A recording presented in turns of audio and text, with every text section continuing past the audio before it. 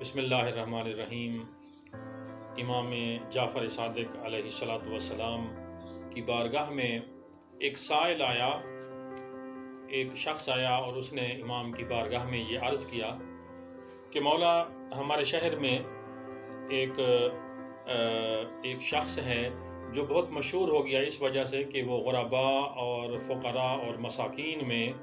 پھل تقسیم کرتا ہے، کھجوریں تقسیم کرتا ہے، فروٹس تقسیم کرتا ہے،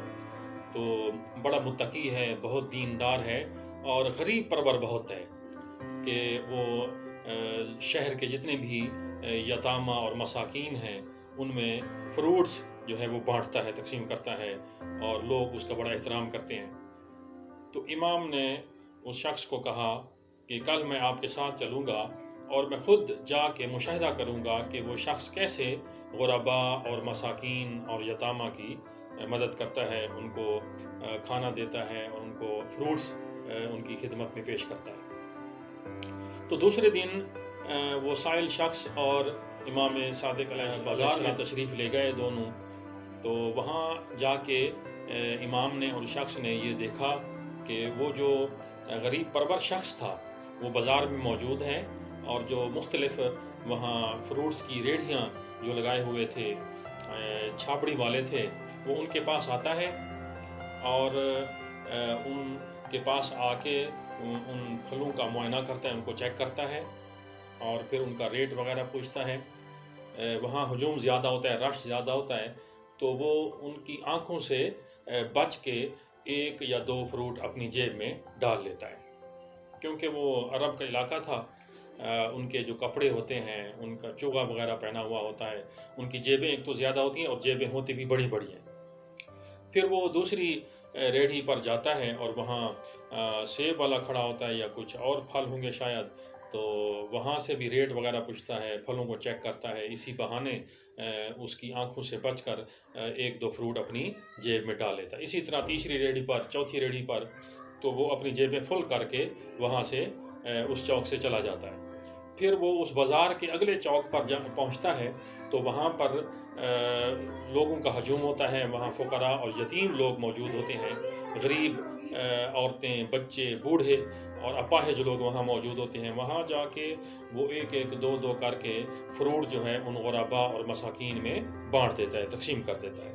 جب امام نے اور شخص نے یہ منظر دیکھا تو امام نے جا کے اس کے ہاتھوں کو یہاں سے پکڑا کہ آپ کیا کر رہے ہو؟ تو اس نے کہا کہ میں تو غرباء کی مدد کر رہا ہوں، یہ بیوگان ہیں، یہ بچے ہیں، بوڑھے ہیں، اپاہج لوگ ہیں، ان کی میں مدد کر رہا ہوں، ان کو فروٹس دے رہا ہوں، ان کو پھل دے رہا ہوں۔ تو امام نے فرمایا کہ یہ آپ نے لیے کہاں سے ہیں؟ تو اس کو ساری بات سمجھ آ گئی کہ امام نے یہ سارا ماحول اور منظر دیکھ لیا ہے۔ تو اس نے امام کو ایک قرآن کی آیت پڑھ کے ایک حوالہ دیا۔ اس نے حجت خدا کو، امام کو قرآن پڑھ کر سنایا۔ اس نے کہا کہ سورۃ الانعام آیت نمبر 160 میں خدا ارشاد فرماتا ہے کہ من جاء بالحسنۃ فلہ عشر امثالها، کہ جو بندہ بھی اللہ کی بارگاہ میں صرف ایک نیکی لے آئے گا تو اللہ اس کے نامہ اعمال میں ایک کی بجائے 10 نیکیوں کا ثواب لکھے گا۔ آگے وہ پڑھتا ہے من جاء بالسیئۃ فلا یجزی الا مثلها وهم لا یظلمون، کہ جو بندہ برائی لے کر آئے گا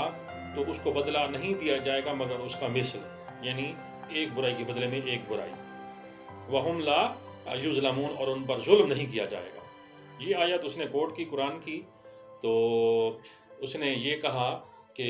اللہ تعالیٰ خود قرآن میں ارشاد فرما رہا ہے کہ ایک نیکی کے بدلے میں 10 نیکیوں کا ثواب دیتا ہوں۔ تو میں جو یہ کام کرتا ہوں، اگرچہ میں یہ فروٹس اور پھل چرا کے غرباء میں تقسیم کرتا ہوں تو میں نیکی کرتا ہوں، ایک نیکی کے بدلے میں مجھے 10 نیکیوں کا ثواب ملے گا۔ تو 10 نیکیوں میں سے میری ایک نیکی جو ہے اس گناہ کے بدلے میں، جو میں نے چوری کی ہے اس کے بدلے میں کٹ جائے گی، باقی میری 9 نیکیاں بچ جائیں گی۔ یہ اس نے فلسفہ بیان کیا۔ تو امام نے اس شخص کے اس نظریے اور اس آیت کے جواب میں قرآن کی ایک اور آیت کوٹ کی، اور امام نے فرمایا کہ سورۃ المائدہ آیت نمبر 27 اللہ تعالیٰ ارشاد فرماتا ہے، آیت کا ایک حصہ ہے کہ انما یتقبل اللہ من المتقین، کہ بے شک اللہ جو ہے وہ متقیوں کے اعمال کو قبول فرماتا ہے،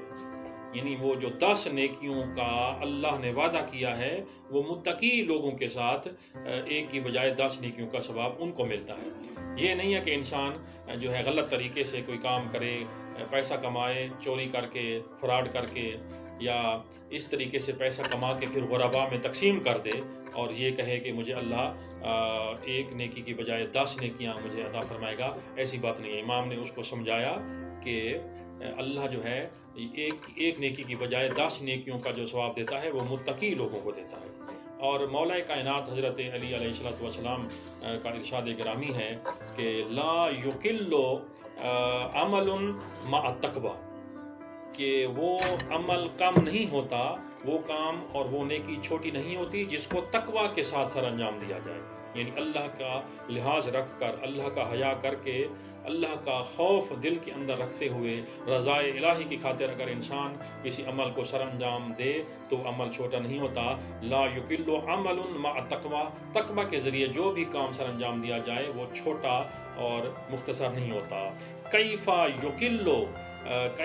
یقل ما یتقبل، وہ عمل کیسے چھوٹا ہو سکتا ہے جس کو اللہ کی ذات نے قبول کر لیا ہو۔ یہ مولا کائنات کا ارشاد ہے کہ وہ عمل چھوٹا نہیں ہوتا جس کو اللہ کی ذات قبول کر لے۔ تو اس کا مقصد یہ ہے کہ انسان چھوٹی سی نیکی کر لے، چھوٹا سا عمل کر لے، تھوڑے سے پیسے اللہ کی راہ میں خرچ کر دے، غرباء میں، مساکین میں، اللہ کی مخلوق پر، مخلوق خدا پر، لیکن وہ صحیح طریقے سے کمائے ہوئے پیسے ہوں۔ یہ نہ ہو کہ انسان 2 نمبر طریقوں سے رقم کما کے غرباء میں اور مساکین میں پیسے تقسیم کرے۔ تو میں دعا گو ہوں کہ اللہ تعالیٰ میرے اور تمام ناظرین کے جملہ مرحومین کی بخشش فرمائے۔